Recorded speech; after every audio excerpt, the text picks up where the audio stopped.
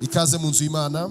Imana ibamugisha abamaze kugera mu nzu y'Imana, kandi nkuko twakomeje kubivuga, umwaka mushya muhire wa 2025, umwaka wo gukomeza gusenga dushaka mu maso y'Imana, umwaka wo kubona imbaraga no gukomera kw'Imana, umwaka Imana igomba kudukoresha nibirenze ibya mbere. Turi itorero ryizera Bibiliya, rikabwiriza Bibiliya, rikazamura izina rya Kristo hejuru mu kuramya kwacyo. Tuguhaye ikaze kuri Harvest Bible Fellowship Rwanda Mahoko. Itorero ryanjye n'umuryango wanjye, itorero rya n'umuryango wawe, itorero n'umuryango. Umuryango w'abizera, umuryango w'abana b'Imana, umuryango w'abamaze guhura na Yesu bakamwakira nk'umwami n'iki n'umukiza, kandi umuryango ubereyeho guhesha Imana icyubahiro. Dusoza inshingano nkuru twasigaye na Kristo mu mwuka w'itegeko risumba ayandi. Uyu munsi turaza kuganira ku ntego y'umwaka dufite, aho turavuga ku gice cyayo cya mbere. Ni intego y'umwaka igizwe n'ibice bitatu. Ku iki cyumweru turavuga ku gice cya mbere kivuga ku gusenga, gukomeza gusenga no gushaka mu maso y'Imana. Gusenga no gushaka amaso y'Imana, turaza gusoma Ingoma, igitabo cy'Ingoma za kabiri, ibice 7, 12 tugeze ku 18. Igitabo cy'Ingoma ni mu isezerano rya kera, igitabo gikurikirana n'igitabo cy'Abami, igice cya 7. Turasoma duhere ku murongo wa 12. Reka dusome. Abamaze kwagira bafite Bibiliya zabo, cyane ko tuzi ko Bibiliya ni intwaro y'umukristo twese tugomba gutunga, atari kwitunga gusa by'umurimo ahubwo tugomba gukoresha mu buzima bwacu bwa buri munsi. Hanyuma Uwiteka yiyereka Salomo nijoro, aramubwira ati, numvise gusenga kwawe, maze nitoraniriza aha hantu ngo habe inzu yo gutambiramo ibitambo. Nindamuka nkinze ijuru imvura ntigwe, cyangwa nintegeka inzige ngo zone igihugu, cyangwa ninohereza mugiga mu bantu banjye, maze abantu banjye bitiriwe izina ryanjye nibicisha bugufi bagasenga, bagashaka mu maso hanjye, bagahindukira bakareka ingeso zabo mbi, nanjye nzumva ndi mu ijuru, mbababarire igicumuro cyabo, mbakirize igihugu. Uhereye none amaso yanjye azajya areba, n'amatwi yanjye azajya yumva gusenga kuzasengerwa aha hantu.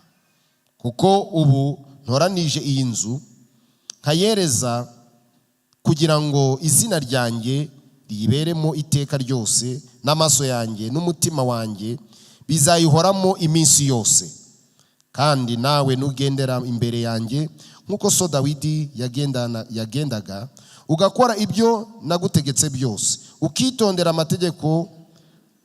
amategeko n'amateka yanjye, nanjye nzakomeza ingoma yawe nk'uko nasezeranye na so Dawidi, nkamubwira nti, ntabwo uzabura umuntu wo gutegeka Abisirayeli.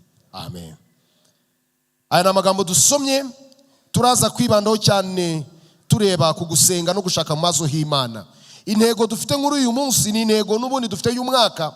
Umushumba yatugejejeho kudutangira uyu mwaka ko uyu ari umwaka wo kugira ute, wo kurushaho gusenga no gushaka mu maso y'Imana. Umwaka wa 2025 ni umwaka wo kurushaho kugira ute, gusenga no gushaka mu maso y'iki. Ni umwaka wo kugira ute, wo kubona imbaraga no gukomera kw'Imana.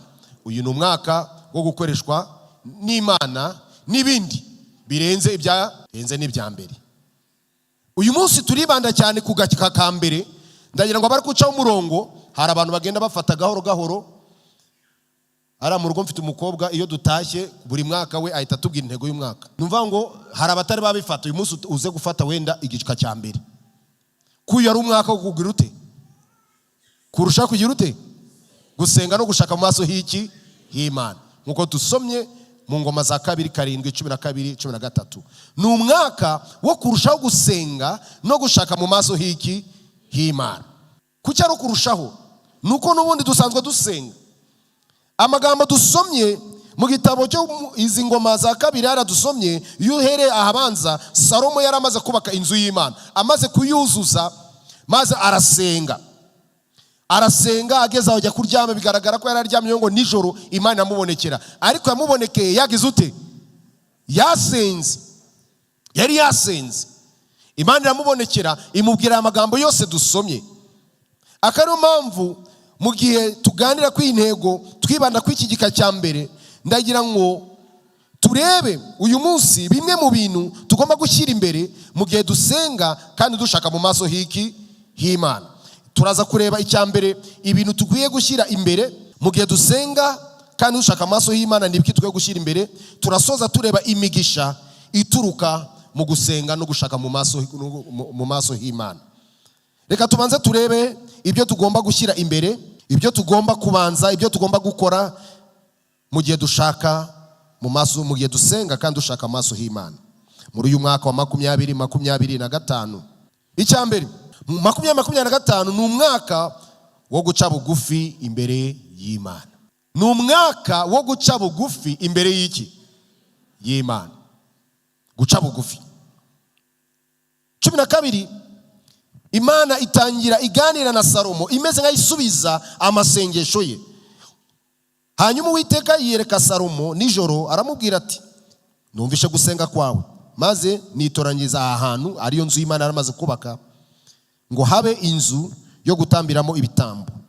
Nindamuka nkinze ijuru, imvura ntigwe, cyangwa ninegeka inzige ngo zone igihugu, cyangwa ninohereza mugiga mu bantu banjye, maze abantu bitiriwe izina ryanjye nibicisha bugufi bagasenga. Turaza no kura gusenga, ariko nibicisha bugufi. Kuki maze icisha bugufi? Salomo yari amaze kubaka inzu y'Imana, ngira ngo Imana yari kumubwira ati, Salomo rero kubera ko batse inzu yanjye akaba ari inzu nziza, ntimuzongera kurwara, ntimuzongera guhura n'ibibazo. Niko yamubwiye.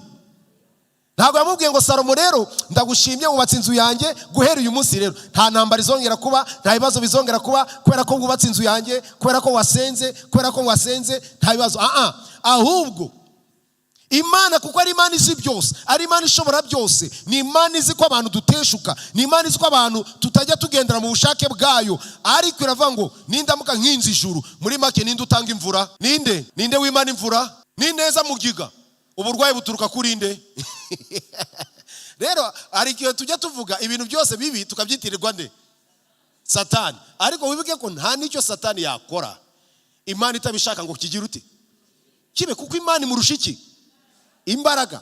Uzasoma inkuru ya Yobu izakwereka neza uburyo Satani no kugira ngo akore no ku mubiri wa Yobu byamusabye kubanza gushaka uburenganzira. Yesu ageze muri Matayo we arabivuga neza ngo n'umusatsi kugira ngo uveho nuko Imana iba yagize ute? Yabyeme. Vuga ngo nabara batwogosha, Imana itemeye ko batwogosha ntibyagira ute? Ntibyakunda. Bivuze ngo Imana irahambaye, ni umugenga wa byose, ishobora byose, ifite mu biganza kwica no gukiza. Nkuko Hana yabivuze amaze kubyara, ikiri kuzima ikagira ute? Igakurayo, iratanga ikimana, yimika abami ikimura abandi. None Imana ibwira Salomo ati, noneho nineza ibyago, nineza mugiga, ijuru, nineza inzige, ariko noneho abantu banjye ntabwo izabiteza abo hanze, abantu banjye nimbiteza abantu banjye. Rimwe na rimwe turarwara, duhura n'ibibazo, turapfusha. Ibyo byose ntabwo ari ko Imana yatwanze, ntabwo ari ko Imana yabyanze, ahubwo no muri ibyo bibazo, ahubwo no muri zo ntambara Imana hari umugambi dufiteho mwiza. Iki shaka nuko muri uyu mwaka uzaba umwaka wo guca hehe? Bugufi. Niduhura n'ibikomeye, niduhura n'intambara, ibyo tuzanyuramo byose no guca bugufi. Hari igihe ubuzima bwacu bwa buri munsi, iyo usomye inkuru y'Abisirayeli wakubaza ngo ni iki cyatumye Abisirayeli bateshuka ku Mana. Mose abivuga mu Gutegeko 2:28 avuga ku migisha, haravuze ngo nimumara kurya mukagira ute? Mugahaga. Mumaze kwicara mu mazu mutagize ute? Mutubatse. Muri gusarura imizabibu n'iki mutahinze, muramenye ntimuzagira ute?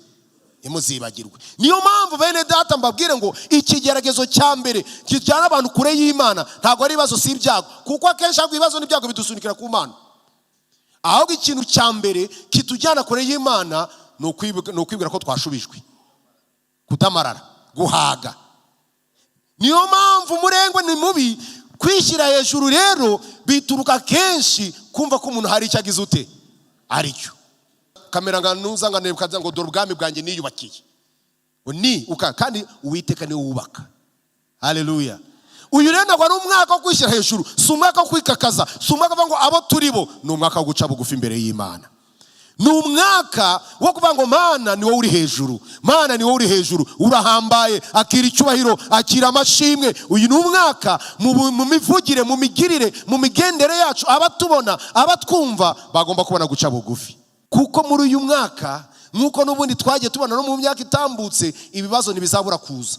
Kuko ibibazo byo nabiravuga ngo ibigaragazo ndi rusange muki mu bantu byo bizaza, ariko turi kumwe na Kristo. Haleluya. Icyari kudushakaho rero, ikizatubera ikiraro kizatwambutsa muri uyu mwaka twemye, haba mu byiza haba mu bibi, nuko uyu mwaka tugomba guharanira guca hehe bugufi. Ijambo guca bugufi, iyo ugiye kurisesengura neza, urasanga harimo kubaha, harimo kuganduka. Iyo uciye bugufi nuko wubashye, iyo waciye bugufi nuko wagandutse. Ni umwaka tugomba kugandukira Imana, ni umwaka tugomba kubaha iki Imana, ni umwaka urimo kumvira. Ntago wacira umuntu bugufi, umuntu utubaha, utumvira, utagandukira. Ni ukuvuga ngo izo ndangagaciro zo kumvira Imana, kubaha Imana, kugandukira iki Imana, zigomba kuturanga muri uyu mwaka, igihe tushaka kurushaho gusenga no gushaka mu maso h'Imana. Ese wowe mu buzima bwawe, mu migirire yawe, abakumva, abakubona babona guca bugufi? Nakubwiye ngo ikigeragezo gikomeye cyane ni ukuruhaga, ni ukurengwa, ni ukwishyira hejuru, ni ukwikakaza. Ariko reka uyu mwaka tuzarangwe nk'abasaruzi no guca bugufi. Gusaka Imana neza no guca bugufi. Niyo mpamvu yavuze ngo nibaca bugufi bagasenga. Kuko iyo dusenga tuba tuganira n'Imana, tuba dushaka Imana, tuba tubwira Imana. Ntabwo wajya kubwira Imana rero umeze nka wa mufarisayo waje yikoma mu gatuza ngo njyewe niyiriza 7 ku munsi. Ntanga kimwe, ntabwo ari umwaka wo kwivuga, ni umwaka wo kuvuga umwami wacu Yesu Kristo.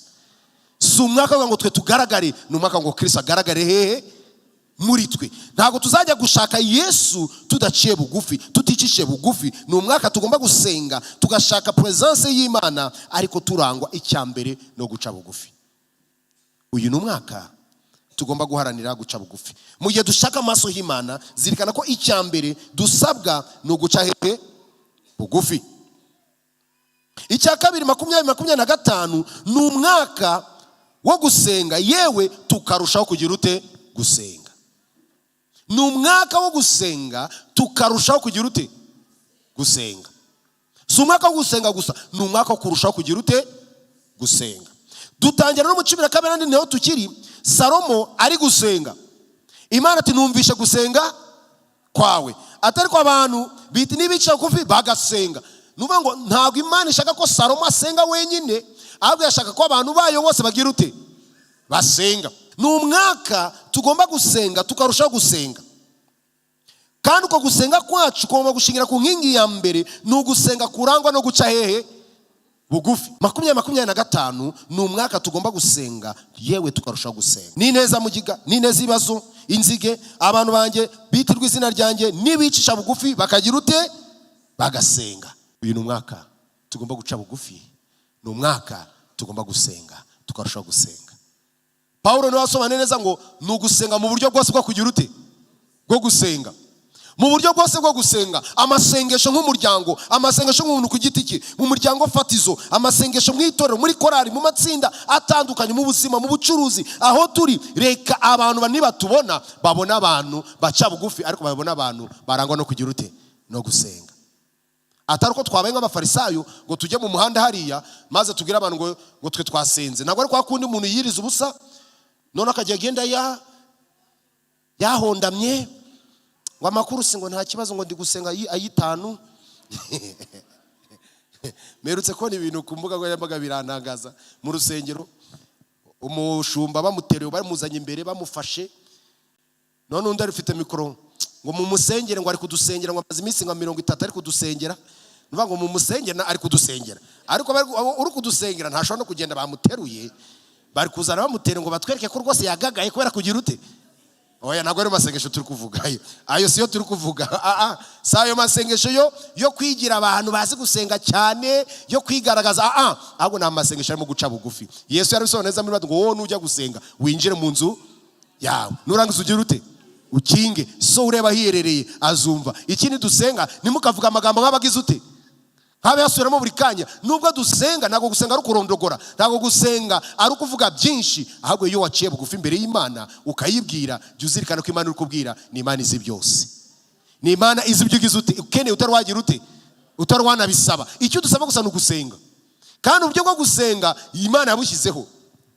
Yesu atanga isengesho, abantu iyo barisomye kenshi bahita babona data wa twese mu ijuru, ariko ntabwo bareba ko Yesu yari gutanga formule, yari gutanga uburyo bwo kugira ute, bwo gusenga, the pattern. Numva ngo uburyo bwo gusenga, icyambere agomba kubanza dushima iki, Imana. Mu masengesho yacu uyu mwaka reka azabemo amashimwe menshi. Ntabwo ari amasengesho kuza Mana wakoze, rero dore ndashonje, rero dore runaka we yariye, dore njye naburaye, dore runaka yaguze. Ntabwo ari ayo masengesho turi kuvuga. Ni amasengesho ashingiye ku cyambere, gushima iki, Imana. Ni amasengesho ashingiye gushima Imana. Kabiri, ni amasengesho yemera ubushake bw'iki, bw'Imana. Kandi ubushake bw'Imana kenshi burasharira. Ubushake bw'Imana n'ubushake bwacu birahabana cyane, kuko ubushake bw'abantu harimo rwose yuko ibintu byoroha, byose bikagenda uko tugize ute, dushaka. Ariko Imana siko ishaka, kuko ngo inzira zayo ni inzira zigoye, ni inzira ifunganye. Ariko twe dushaka yindi yagihogera yiruka. Oya, reka uyu mwaka uzaba umwaka wo kwemera ubushake bw'Imana. Mu gihe dusenga, ni umwaka wo gusenga dushima Imana, ariko ni umwaka wo gusenga twemera ubushake bwayo. Ubwami bwawe bugize ute, buze. Ibyo ushaka bigize ute, bibe mu isi nko biri hehe, mu ijuru. Mu gihe dusenga rero, uyu ni umwaka kugira ngo abantu babone ubwami bw'Imana muri twe, ubwami bw'Imana muri twe babubone, kuko bwaje buri muri twe. Twemeye ubushake bw'Imana, hano Imana ndaje nkoresha. Haleluya. Ntabwo ari umwaka wo kwikakaza, ni umwaka wo gushima, ni umwaka wo kwemera ubushake bw'Imana, ni umwaka wo kuzana ubwami bw'Imana ku isi mu gihe dusenga, ariko ni n'umwaka wo gusaba Imana ibyo twifuza. Duhe none ibyo kurya byacu by'iki, by'uyu munsi. Ariko rero mwitondere, hano hari ikintu kigiye gukurikira kigoye. Mu gihe dusenga, ibyiza dushaka tube tubibyifuriza n'iki, n'abandi. Ntabwo ari wa mwaka wo gusenga, Mana njyewe uyu muntu yarananiye, uyu mugore yarananiye, ndamuguhariye, njye nta nubwo mushaka sinzanamubabara. Ni umwaka uvuga ngo utuharire imyenda nk'uko natwe duharira ndagira ngo mu gihe dusenga tugomba kuzirikana ko uko Imana itubabarira, ariko tugomba kubabarira iki. Si umwaka wo gusenga gusa dusaba ibyo kurya n'imyambaro, ni umwaka wo kubahiriza. Gusenga icyo ari cyo ni ugushima Imana, ariko kuyiramya, kuyihimbaza, ni ukwemera ubushake bw'iki, bw'Imana. Iyo twemera ubushake bw'Imana buraza muri twe, ubwami bwayo bukamanuka, Imana ikagaragara. Iyo Imana igaragaye iratugaburira. Iyo itugaburiye kuko yatubabariye, iratubwira tukora kubabarira nawe ubabarira iki. Aryo sengesho murasenza ari ngo abantu benshi bavuze ngo duharire imyenda, bahita bumva imyenda gusa bakagira n'imyenda. Utubabarire nk'uko natwe tubabarira iki, abandi. Niyo mvugo, niyo somo ririmo. Ese uko ubabarira, ibaza uko ubabarira nawe, ariko Imana igize ute, ikubabariye, byagenda gute? Ni bangahe twababarirwa? Imana igiye kutubabarira ishingiye kuri iryo sengesho, ikatubabarira nk'uko natwe tubabarira iki, abandi. Kandi wowe ujya no kubabarira umurwayi ati burumva rero cyagenda narakubabariye n'uburongeye buretse nze nkwereke. Hari abantu tumeze nka Petero yumvishe ngo ibintu byo kubabarira bigoye, abaza Imana ati none nzamubabarire ngeze kuri 7. Petero we yumvaga yageze kuri 7 gusa. Petero avuze ati basi reka basi mbabarire inshuro, ariko nyuma 7 amatwi ngira ute, nyakate nyakure. Petero nawe yarameze nkatwe, yumva wababarira ukabara n'inshuro wagize ute. Ariko Yesu agiye kumusaba, nabyo ni 7 kakangahe. Ni nkaho ugiye kubona imibare, ubabarire umunsi wose n'umwaka wose uzarinda ugize ute, ubabarire. Hagiye cyo kubabarira gihari, uko Imana atubabarira natwe uko tugomba kubabarira iki. Ni umwaka wo gusenga, ariko amasengesho yacu agomba kugira ibigize ute, ibiyaranga. Gushima ni amasengesho arimo kwemera ubushake bw'iki, bw'Imana. Ni amasengesho arimo kugira ute, gusaba Imana ko iduha ibyo twifuza, ibyo dushaka, ariko nanone ni amasengesho arimo kubabarira abandi nk'uko natwe igize ute, tubabarira. Ijerekani irimo amazi. Oya, ntabwo ariyo masengesho tugiye gusenga. Ni amasengesho arimo gushyira Imana hehe imbere, no kwemera ubushake bwayo, kandi twebwe tukayigandukira, tukagendana nayo. Iko niko guca bugufi. Biko ko guca bugufi twavuze ko nukuganduka, nukuyoboka, nukubaha. Iyo wumva Imana ukayigandukira, iyo uyisabye igize ute, kuko aravuga nimushaka mwete muzagira ute muzambona. Uyu mwaka ni umwaka wo gusenga, kandi turahamya tudashidikanya yuko Imana tusenga, Imana twumva niyo yasubije ngo nibasenga hari ibisubizo bizaba, turaza kubibona, ariko nidusenga Imana byanga bikundi izumva gusenga kwacu. Haleluya. Icya gatatu tugomba gushyira imbere muri uyu mwaka, uretse gusenga, uretse guca bugufi no gusenga, hari icya gatatu 2025 ni umwaka wo gushaka mu maso h'Imana. Ni umwaka wo gushaka mu maso h'Imana. Turacyari kuri murongo 14, maze abantu banjye bitiriwe izina ryanjye nibicisha bugufi bagasenga, bagashaka mu maso hanjye, bagashaka mu maso hanjye. Iyo usomye ijambo ry'ikigiriki gushaka mu maso, gigiye bura gushaka mu maso Imana bivuga ngo gushaka presence, gushaka kubaho kw'iki kw'Imana, gushaka Imana, gushaka mu maso y'Imana, so gushaka kuyireba. Kwa kundi Mose yavuze ngo Mana ngo tujya tugendana ngo ariko ngo ntunyiyereke. Mose arabati Mana ati Mose umbonye byakugora. Hari n'abantu bajye baririmba ngo yindi Mose yabonye ikiganza, nta kiganza cy'Imana Mose yabonye. Usasomereza uwo murongo nta hantu hamwe atwereka ko ari cyo Mose yabonye. Ngo imukinga mu rutare ngo maze ngo abone ubwiza bwayo inyuma. Kuba uvuze ngo Imana ngo Mose yabonye ikiganza, ubwo Imana ifite ingano, kandi biratubwira ngo Imana, Dawidi yavuze ngo uburebure bwawe ntawagize ute, ntawabuheza. Ntabwo Imana ifite ingano, kandi ikindi Imana ntabwo ifatika. Ahubwo ijambo ry'Imana rivuga ngo Imana n'umwuka, n'abesenga bagomba gusenga mu kuri no muki no mu mwuka. No kugira ngo Imana ize mu isi byasabye ko Yesu Kristo yigira iki umuntu. Rero mu gushaka mu maso y'Imana bivuze, ntabwo ari bivuze gushaka amaso y'Imana kujya kureba ubwiza bwayo, kujya kureba uko isa isura yayo, ntabwo ari byo tugiye gushaka muri uyu mwaka. Oya, umwaka wo gushaka mu maso y'Imana bivuze kubana n'Imana. Kubana n'iki? N'Imana. Tugomba kuba turi ahantu Imana iri, tugendana nayo. Niyo mpamvu tuvuga ngo umwizera nyakuri wa Kristo aramya Kristo, agira ute, agendana nande na Kristo, akorera Kristo, aba mu kubaho kw'Imana, aba muri presence y'Imana. Ni umwaka mu gihe gushaka mu maso y'Imana bivuze ngo ni ukubana n'Imana. Kubaho ni ukuba ahantu Imana iri kandi iri kugira ute, ikora. Imana igaragara mu buzima bwacu ko irimo kandi iri gukora. Uko niko gushaka mu maso h'Imana, ni ukuba mu bwiza bw'Imana. Kuba mu bwiza bw'Imana. Ubwiza bw'Imana bivuze ko n'ubundi Imana iri muri twe, kuko Imana iyo dusoma inkuru ya Noel twabonye ngo Emmanuel, bivuze ngo Imana muri twe, Imana hagati muri twe. So gushaka mu maso y'Imana ni ugushaka ko Imana ibana natwe. Ukuntu Imana ibana natwe ni kimwe gusa, ni ikintu cyoroshye cyane. Niko bihita bitujyana ku cya gatatu kizadushoza mu mwaka, kizatuma Imana ibana natwe. Ni ukwihana, ni ukureka ingeso zacu mbi. Nibyo birahita byuzuza ibi turi kuvuga kwa ngo byumve neza. 2025 ntabwo ari umwaka wo guca bugufi gusa no gusenga gusa no gushaka amaso y'Imana gusa, ni n'umwaka wo kwihana tukareka ingeso zacu mbi. Ni umwaka wo kugira ute, wo kwihana tukareka ingeso zacu mbi. Iyo twihanye tugahindukira tukareka ingeso zacu mbi, Imana iraza kabana natwe. Haleluya. Gushaka Imana ntabwo ari kuza ngo Mana ndagushaka, Mana ngo inunyiyereke.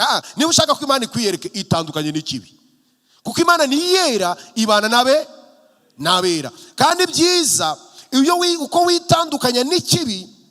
Buriya hari ikintu muri Bibiliya tuzagira igihe tukige neza tugisobanukirwe, ikintu twa kwezwa, sanctification. Ubu byari urugendo rurerure. Abantu bose babanye n'Imana bagahura nayo gutya, ikintu cya mbere bahitaga bamenya bahuye n'Imana, niyo bahitaga bamenya ko ari abanyabyaha, kuko Imana yababeraga indorerwamo. None bakureba ubwiza, impuhwe n'imbabazi n'urukundo rw'Imana, bakwireba bagahita bibona ko ari iki, ari abanyabyaha. Ba Yesaya, ba Mose n'abandi. Petero ahita abwira ati vaho ndi kuko ndi iki, ndi umunyabyaha. Ntabwo Yesu avuye atoye agenda, Yesu avuye ataho ubwo icyazimira icyo najenje kugira ute, gushaka. Kugira ngo rero uyu mwaka tuzabone ubwiza bw'Imana, tuzabone mu maso h'Imana, nuko bizarangwa no kwihana. Amasengesho atarimo kwihana, ayo masengesho ntabwo Imana yumva, kuko ntabwo Imana yumva isengesho ry'iki, ry'umunyabyaha. Cyabikoze ni Imana ivubira imvura ababi n'iki n'abeza. Hari imigisha twita imigisha iri rusange, iri common. Hari imigisha Imana yatanze ku bantu bose, Yigeze kukivuga tujya no gutura hano watwakira iteraniro Jean, buriya hari ikintu, hari amahame y'Imana ari kurusa gutanga besho umugisha kuruta kugira ute guhabwa. Iryo ni ihame, ntabwo riri ihame ku bakristo gusa, ni ihame ku bantu bose. Iyo utanze ugira ute, urakira. Ntabwo Imana igushije imvura ibwira imvura ngo wamvura we rero uragwa mu murima w'abasenze, abatasenze uyu munsi ntugira ute. Niko bigenda. Iyo Imana itanze umwuka wo guhumeka, iravuga ati none uyu mwuka abarawuhumeka nabagiye mu rusengero uyu munsi. Oya. Ariko nusoma Abefeso, Pawulo avuga ngo imigisha mu buryo bw'iki, bw'ubumana, gutoranywa, kugirwa abana b'Imana. Ibyo byo ni iby'abana n'abizera. Haleluya. Kubona presence, kubona ubwiza bw'Imana, kugendana n'Imana, kubabarirwa n'Imana, ibyo ni imigisha tubonera kuko turi abana b'iki, b'Imana. Niba uyu mwaka dushaka kubona imigisha, tugiye kureba itandukanye. Biradusaba guca bugufi, biradusaba gusenga, biradusaba gushaka amaso y'Imana, ariko gushaka presence, kubaho kwayo. Ibyo byose uko ari bitatu ntibyashoboka hatabaye guhindukira ngo tureke ingeso zacu mbi, kwihana. Numva ngo umwaka wa 2025 mu gihe dusenga, mu gihe dushaka mu maso y'Imana, ipfundo rya byose ni ukwihana. Mu yandi magambo, ni umwaka tugomba guharana kwihana, kwatura ibyaha byacu, atari ukubyana gusa. None harimo guhinduka bivuze kubivamo buru, nukubivamo, nukubitera umugongo. Wagendaga muri iki cyerekezo, iyo uhindukiye ubufasha ikindi cyerekezo. Niyo mpamvu uyu murongo wa 14 ari kusoza avuga ngo iki, maze abantu banjye bitiriwe izina ryanjye nibicisha bugufi bagasenga, bagashaka mu maso hanjye, bagahindukira, bakareka ingeso zabo mbi, bagahindukira, bakareka ingeso zabo. Sukuba ngo Mana ngo mbabarire, ngo Mana ngo Mana urabizi ko turi abanyantege nke, Mana urabizi. None se ubundi Mana ntabwo yari kuzi urukwibutsa Imana kuri umunyantege, ahubwo iri kugusaba ngo hindukira. Ahubwo reba nka Paulo mwenye ngo mu ntege nke zacu niho Imana igize ute, ntigaragara. Ahubwo yibwiye ati mu ntege nke zanjye ndagira ngo uze unshoboze kureka iki cyaha. Ntabwo ari umwaka tugomba kuba mu businzi, ubujura, ubusambanya, amagambo, kubeshya. Ni umwaka tugomba gutera umugongo inzira zacu mbi, amagambo asebanya, ay'amacakubiri, ibikorwa bidahesha Imana icyubahiro. Ni umwaka wo kubitera umugongo kugira ngo Imana ibane natwe, kugira ngo Imana igendane natwe, kugira ngo Imana yumve gusenga kwacu. Ntabwo isengesho ry'umunyabyaha Imana iryumva. Imana izumva gusenga isubize igihe cyose twaciye bugufi, tugasenga, tukayishaka, tugashaka kugendana no kubana nayo, bishingiye yuko twihaniye tukareka iki, inzira zacu mbi. Biraryoshye kuvuga ko Imana izaza ikadutabara, ariko kondisiyo zirahari. No guca bugufi, no gusenga, no gushaka amaso y'Imana, ariko ni no kugira ute, kwihana, tugahindukira, tukareka ingeso zacu mbi. Uyu ni umwaka nge nawe tugomba guharanira kutigira abantu babere, ahubwo ni umwaka tugomba kumenya ko turi abanyabyaha, dukeneye imbabazi z'Imana, none tugaharana kureka ibyaha byacu. Si umwaka wo gushima intege nke zacu. Imana irabizi ko turi abanyantege nke, Imana irabizi. Ni umwaka bati Imana nteye umugongo iby'isi, ibi ndabiretse, ingeso zanjye mbi, za zindi zatumaga ntagwesha icyubahiro, zatumaga amasengesho yanjye agira inkomyi, izo ndaziretse, nziteye umugongo, nzivuyemo, ndashaka kubana nanjye. Haleluya. Ndashaka kumva gusenga kwanjye, ndashaka ko ugendana nanjye, ndashaka gukora ibi. Icyo gihe Imana izumva gusenga kwawe, izumva gusenga kwacu. Ni umwaka tugomba kurushaho gusenga dushaka mu maso y'Imana. Ibintu bine tubonye tugomba gushyira imbere mu gihe dusenga dushaka amaso y'Imana. Icya mbere ni uguca bugufi. Ubundi guca bugufi bijyanye no kwihana. Iyo waciye bugufi Imana nuko wemeye intege nke zawe nyine, byabyabya ukaba wabyemeye, wabyatuye, wabiretse. Ariko hano no guhindukira no kubireka burundu ukabivamo. Ni umwaka wo gusenga, ni umwaka wo gushaka kubaho kw'Imana, presence y'Imana, mu maso y'Imana, ubwiza bw'Imana, kubana n'Imana, kugendana n'Imana. Ni umwaka wo kwihana, tukareka ingeso zacu mbi. Nitwihana tukareka ingeso zacu mbi, hari imigisha myinshi cyane izaba kuri twe, ibene ku gihugu cyacu no ku bacu no ku byacu. Haleluya. Muri uyu mwaka hari imigisha iri kuri twe, iri ku bacu, iri ku byacu, iri mu gihugu cyacu, biturutse yuko twumviye Imana, tugasenga, tugashaka mu maso hayo.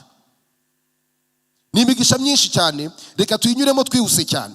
Imwe muri yo, imigisha y'uyu mwaka wa 2025 izashingira yuko twasenze tugashaka amaso h'Imana. Wongera uzirikane yuko intego nkuru yacu turi kurebaho ni intego ishingiye ku ntego y'umwaka, ivuga ko uyu ni umwaka wo kurusha gusenga no gushaka amaso h'Imana. Ni umwaka wo kugira ute, wo kubona imbaraga no gukomera kw'Imana. Ni umwaka wo gukoreshwa n'Imana n'ibindi birenze ibya mbere.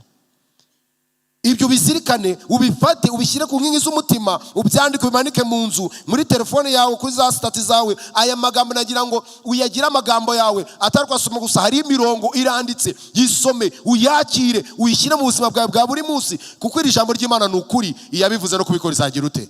Izabikora. Umwaka ushize twabonye Imana idutsindira umwanzi, twabonye Imana idutonesha, twabonye Imana itugirira neza. Muri uyu mwaka Imana igiye gukomeza kudusukaho imigisha yayo. Dore imigisha Imana igiye gusuka ku bantu bayisenga bagashaka mu maso hayo. Icyambere, kumvwa kw'amasengesho yacu no kubabarirwa. Kumvwa kw'amasengesho yacu no kubabarirwa, kuko twasenze duciye bugufi, tukihana, tugashaka amaso y'Imana. Nanjye nzumva mbakirize igihugu. Haleluya. Nanjye nzumva ndi mu ijuru, mbababarire igicumuro cyabo, mbakirize igihugu. Icyambere, Imana izumva amasengesho tuzasenga. Haleluya. Uyu ni umwaka Imana igomba kumva ibyifuzo byawe, igomba gusubiza gusenga kwawe. Kubera ko waciye bugufi, kubera ko wasenze, akira amasengesho warashubijwe. Haleluya. Ni umwaka tugomba kumvwa n'Imana. Nanjye nzumva, kumva Imana yumvishe iba yarangije kugira ute? Gusubiza. Kuko niba yabyumvishe nuko muri kumwe, nuko mufitanye connection. Uri umunyabyaha yagira ute? Ntiyabyumva. Ni umwaka Imana igomba kumva amasengesho yacu. Haleluya. Ntabwo izumva amasengesho gusa, ahubwo mwabantu mwe, kubera ko ishaka kubana natwe, ishaka kugendana natwe nidusenga. Kubera ko mu gusenga harimo guca bugufi, harimo kwemera ubushake bwayo, harimo gusaba imbabazi no kubabarira abandi, izatubabarira natwe. Akira kubabarirwa kw'Imana muri uyu mwaka. Turi abanyabyaha, dukora ibyaha, nibyo ducika intege, ariko uyu mwaka niduca bugufi tugasenga tugashaka amaso h'Imana, ni umwaka twakiriye umugisha wo kubabarirwa n'Imana. Haleluya. Niba hari ikintu wari ufite cyari cyarakugoye kubabarira, niba hari umuntu warakunaniye kubabarira, uyu mwaka ni umwaka uzamubabarira, kuko ni umugisha ugiye kwakira. Baba numwe nago kubabarira wabyishobozwa, dushobozwa byose na Kristo duhereza iki? Imbaraga. Ni umugisha twakiriye, amasengesho yacu azumvwa kandi natwe tuzababarirwa. Haleluya. Ntabwo Imana izumva amasengesho yacu bitobare gusa, ahubwo ngo mbakirize igihugu. Ni umwaka igihugu cyacu cyakiriye agakiza, cyakiriye gutabarwa, cyakiriye gukora kw'Imana. Haleluya. Hari intambara zijya ziba, hari uburwayi, hari ibyorezo bitera, hari ubukene, hari ibibazo bitandukanye. Uyu ni umwaka mu gihe abakristo, kubera ko twasenze, twateranye, twashyize hamwe, ni umwaka igihugu cyacu cyakiriye gukira. Haleluya. Hari ukuntu abahinzi bahinga, ati umwero waranze, byaranze, kuko ubutaka nyine byanze. Uyu ni umwaka kubera gusenga iki gihugu cyakira umwero. Haleluya. Ni umwaka igihugu kigomba kwakira gukira mu buryo bwose. Uku gukira turi kuvuga ni nzabakiriza igihugu. Land, yavuze land, yavuze yaponse ubutaka. Nuvuga ntabwo ari tuvuze ngo igihugu utumva system, ahubwo ni uguhera, ni uburyo bwuzuye, tuvuga ngo ni uburyo bwuzuye, buri holistic. Ni uburyo Imana igiye gukiza, ari imiyoborere, ari iki, ariko bihereye ku rwa butaka bwita u Rwanda. Haleluya. Yandirimo barimo ngo u Rwanda ngo kuko rufite iki? Imana. Nta handi bizava bakristo. Wowe unkurikiye online, wowe kuzadukurikira ukabyumva, ni umwaka wo niduca bugufi tugasenga tugashaka mu maso h'Imana. Bivuze kwihana, tukemera ubushake bwayo bukaza, Imana izamanuka idukiriza igihugu cy'u Rwanda. Haleluya.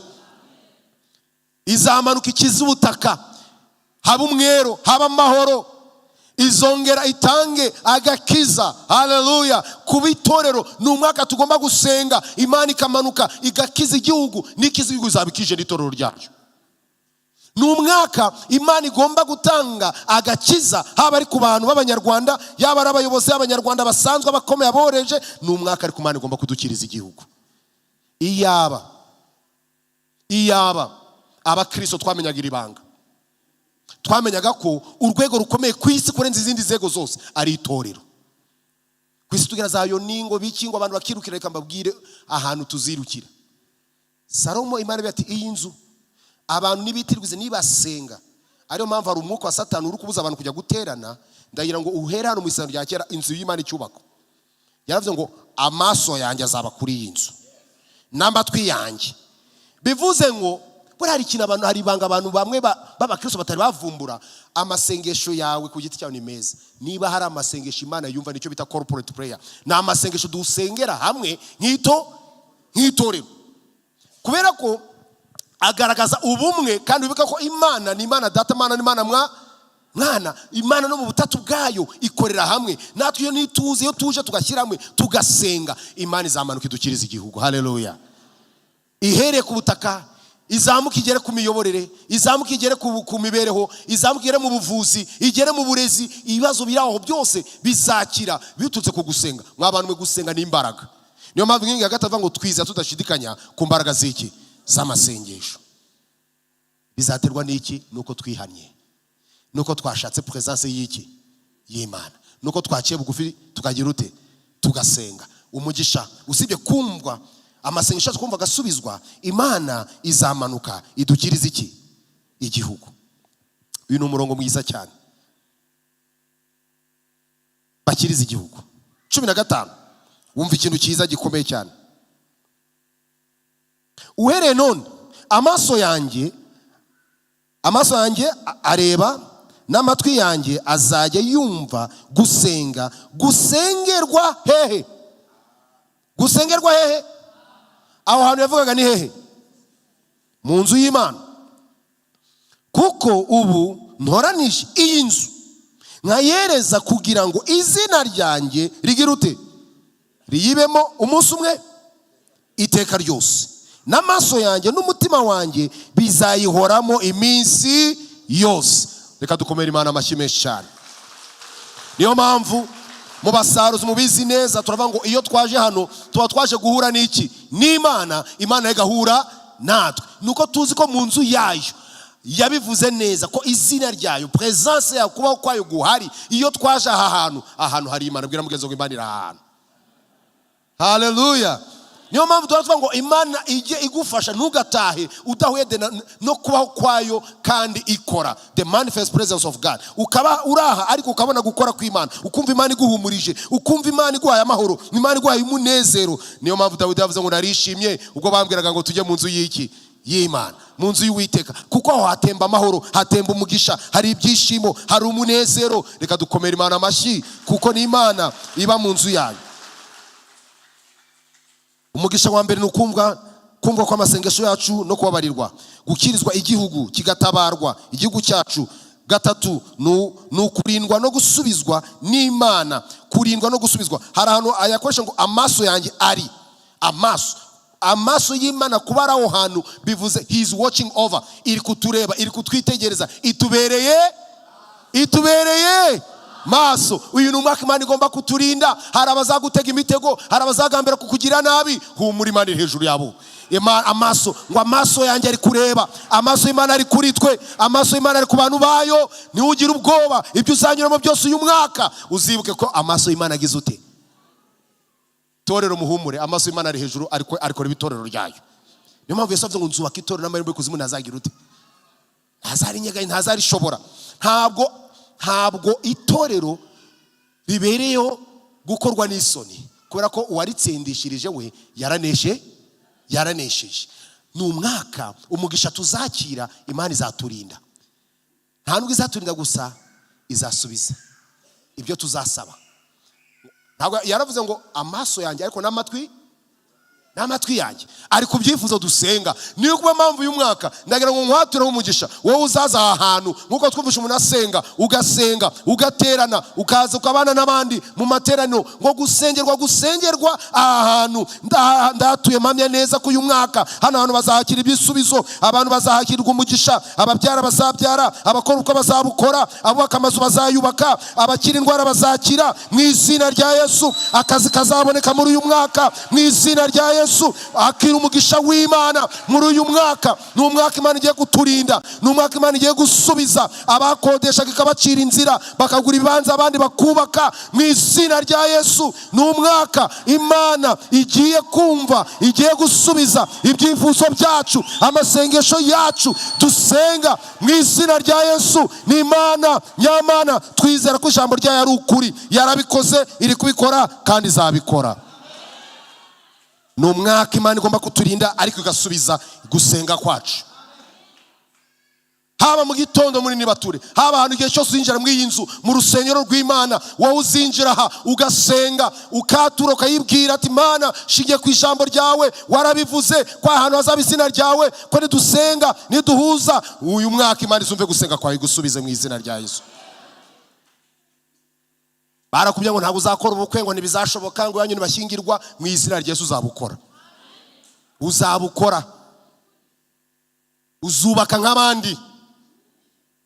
Ntuzasonza muri uyu mwaka. Imana igwaye kurya, Imana igwaye kwambara, Imana irakurinze, kuko ngo amaso yanjye, ntabwo yavuze ariko buriya rero kubera ko ndi umwigisha wa Bibiliya ari igihe mbashaka no kujya gusesengura nkibuka ko ndi kubwiriza. Ariko yavuze ngo ntabwo yavuze ngo amaso yanjye azaba ari. Mwasome murebe wumve imvugo ikoreshwa, wumva herandi hejuru, wumve kuntu yavuze ara kuri 15. Uhere none amaso yanjye azajya agira ute, n'amatwi yanjye azajya agira ute, gusenga kwagize ute, ngo kuko ubu ntoranyije iyi nzu nkayereza kugira ngo izina ryanjye rigire ute, ribemo iteka, n'amaso yanjye niki n'umutima wanjye bizagira ute, bizayihoramo. Ndagira ngo wumve ko ni presence, ntabwo ari ngo Imana izagihaza rimwe igira ute igende, biri continuous. Nuvuga ngo umutima wayo, amaso, kubaho kw'Imana kose kuri mu nzu yayo. Haleluya. Ariyo mpamvu wewe nuzo gaca bugufi ukihana ugasenga ati Mana naje, Mana warabivuze, Imana izumva, izakurinda, izasubiza ibyifuzo byawe. Uwo ni umugisha twakire muri uyu mwaka. Bene data, niba hari ikintu cya mbere ku isi gitwara bije y'ibihugu ni amafaranga y'umutekano. Nta nubwo igivugwa, nta gihugu na kimwe kivuga bije kizakoresha mu mutekano. Ariko turashima Imana ko twebwe umutekano wacu urarinzwe. Nta bije isabwa, nta kiguzi gisabwa. Ni Imana, amaso yacu ari kuri twe, iri kureba. Ni umwaka Imana igomba kuturinda, ariko ni umwaka Imana igomba kumva igasubiza ibyifuzo bya. Uwo ni umugisha tudakeneye kugura, ahubwo ni umugisha duhabwa kubera ko twicishe bugufi, tugasenga, tugashaka amaso y'Imana, tukihana, tukareka inzira yacu mbi. Ubu ni Imana ikumva amasengesho yacu, Imana ikadukiriza igihugu, Imana ikaturinda kandi igasubiza ibyifuzo by'abana b'Imana. Umugisha wa kane tugiye gusorezaho, gukomezwa kw'abakiranuka. Gukomezwa kw'abakiranuka. Uyu ni umwaka mu kanya barimye ngo turakomeye, turakomeye, abantu bakagira ngo ni ibintu byoroshye. Uyu ni umwaka Imana igomba kudukomeza. Ni umwaka Imana igomba kugukomeza. Ntabwo ari kugukomeza bya byo kwihagararaho umuntu ahagarara ku kaguru kamwe. Ni ukugukomeza. Abantu badata ariko nindera buriya ni runaka siko nari muzi. Imana yaramuzamuye. Haleluya, haleluya. Ni Imana yamugiriye neza. Uyu ni umwaka Imana igomba kudukomeza. 17:18 havuze ngo iki? Imana yibutsa Salomo ibyo yavuganye na se Dawidi. Kandi nawe nugendera imbere yanjye nkuko so Dawidi yagendaga, ugakora ibyo nagutegetse byose, ukitondera amategeko n'amateka yanjye, nanjye nzakomeza ingoma yawe nkuko nasezeranye na so Dawidi, nkamubwira nti ntabwo uzabura umuntu wo gutegeka Abisirayeli. Haleluya. Uyu ni umwaka wo gukomezwa n'Imana. Salomo we, Imana ngo nzakomeza ingoma yawe. Uyu munsi Imana igiye gukomeza umuryango wawe, igiye gukomeza business zawe, igiye gukomeza ibyo wakoraga, igiye kubyagura, igiye kubiteza imbere, bishinge yuko wayubashye, wagendanye nayo, wakiranutse. Haleluya. Gukiranuka nuwumvira amategeko yanjye. Imana iduteka gusenga ubudasiba, Imana iduteka gutanga kimwe mu 10 n'amaturo, Imana iduteka guterana, Imana iduteka kumvira no kugendera mu ijambo ryayo. Ibyo nitubikora muri uyu mwaka, Imana iratwaguye, Imana iradukomeje. Haleluya. Itorero, uyu ni umwaka wo kurushaho gusenga dushaka amaso h'Imana. Uyu ni umwaka tugomba kubona imbaraga no gukomera kw'Imana. Abisirayeli bageze ku nyanja, tuzabirebaho no mu cyumweru gitaha kutuva ku ngiya kabiri. Babo barebye inyanja, bareba ingabo za Farawo, baratitira, baratinya. Imana ati nimwicecekere, muhagarare gusa murebe. Uyu ni umwaka ntago ari umwaka utwe tuzarwana, ni umwaka tuzihagararira tukareba gukora kw'Imana. Uyu ni umwaka Imana ibyo yatangije gukora kuvira itorero ritangiye, yakoze n'ibyo iri gukora. Ni umwaka igiye gukora n'ibirenze ibyo yamaze kugira ute ibyo yakoze. Ntago ari umwaka twigomba kuvuga ngo noneho ngo dukore nka bya bindi. Imana igiye gukora ibirenze. Ni umwaka igomba gukora ibirenze ibyo yakoze, yarabikoze, agomba gukora n'ibindi birenze ibyo. Ariko icyambere bizashingira yuko twaciye bugufi, tugasenga, tugashaka kubaho kw'Imana biciye mu kwihana, tugahindukira, tugareka ingeso zacu mbi. Ibyo nitubikora hari imigisha. Imana izumva amasengesho yacu. Haleluya. Imana izaturinda, Imana izadukiriza igihugu, kandi ikikomeye izadukomeza, izakwagura, izaguha izina. Bakubateranyaga batereye ni hehe, ntiwagiraga adresse. Imana izagukomeza byo tarani kwa runaka, kuko nawe Imana yaguhaye gukomera, yaguhaye izina. Salomo yakomeje ingoma ye, ariko twebwe izakomeza itorero, ikomeza abantu ku giti cyabo. Ntabwo ari twe tuzikomeza, ni Imana izagira ute, izadukomeza. Mwakira umugisha w'Imana.